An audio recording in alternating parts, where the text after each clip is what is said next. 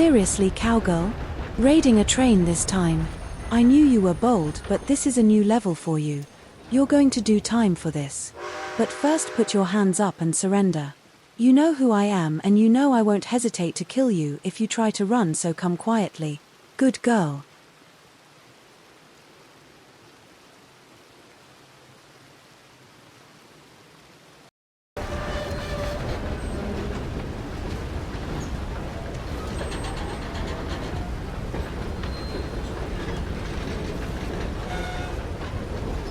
Now let's get you secured. Can't have you struggling out of the ropes on the way to your new home. And I have even worse news for you, my dear. Your crimes are so bad the governor wants to make a special example of you. He has constructed a special cage in the snowy wastes, so you will do time in the harshest conditions known to man.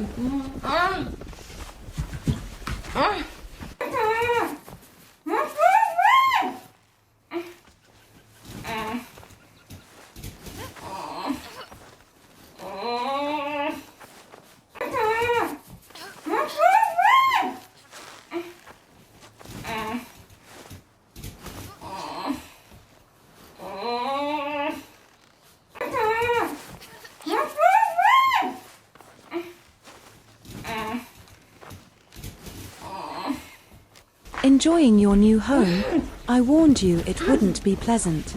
Even I feel sorry for you, so I decided to keep you company in your imprisonment.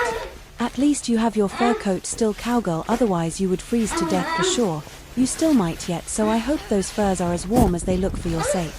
And I hope that no wolves find you out here. That cage may keep you in, but it might not keep wolves out. Even though you are a criminal, I still respect you and would hate to see you and your precious fur coat get shredded by those savage wolves, or worse, a bear.